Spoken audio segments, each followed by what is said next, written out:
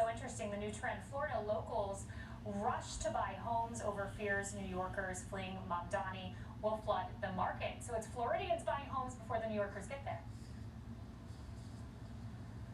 Well, look, I think that New York City voters made an own goal on their own city by electing this guy.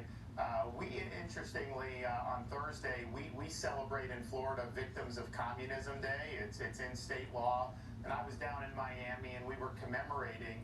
And I had a lot of these Cuban exiles tell me, like when they were listening to Mamdani, it sounded awful familiar with what Fidel Castro was promising back in the late 1950s. It never works out well. He's tried all these things. All the things he claimed he's going to do have been tried in the past, and the results are going to be bad. And he talks about affordability.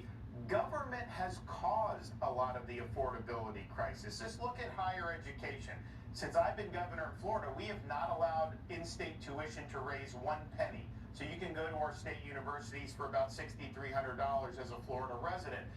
If you look nationally, what is the cost of a typical private university?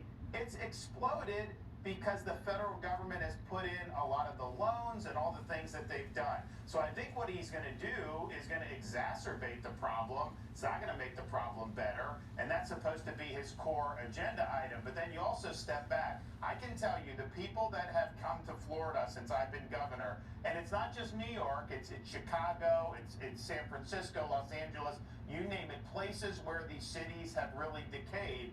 The number one reason is public safety. And this is a mayor-elect.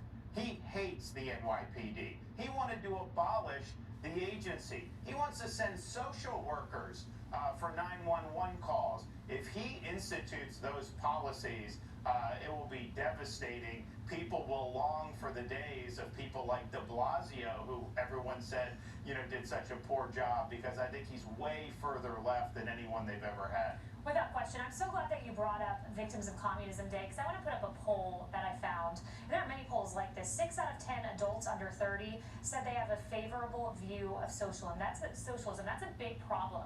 Do you think the answer is forcing education on this issue in states? Should other states follow your lead of Victims of Communism Day? Well, I think there's a couple. I think there's two things, Kaylee. I think education is one.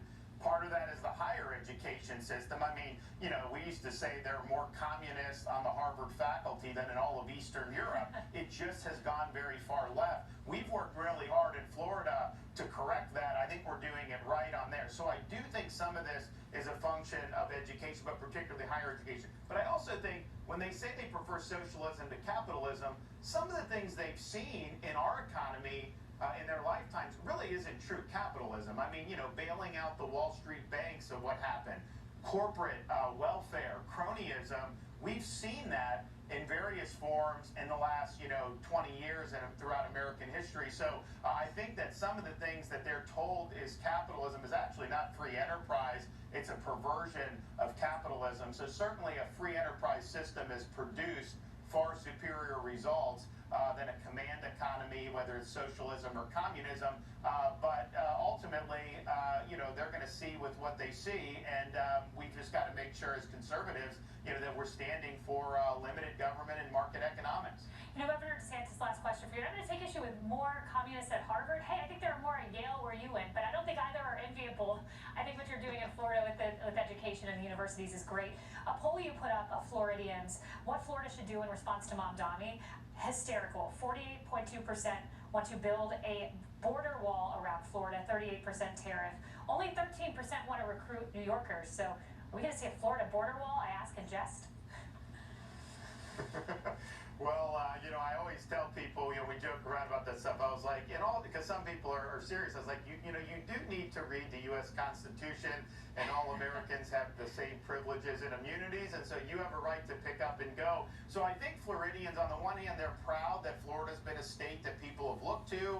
People have viewed us as the refuge of sanity. But on the flip side, it's like, there can be benefits when you have people coming in, but it also causes, we've got to build more schools. We've had to put a lot of money into roads and all these other things. So I think that there's a balance, and I think a lot of our residents are just concerned that, hey, we don't want too much too quick. But all of that being said, in the United States, States of America. People do have a right to pick up and move.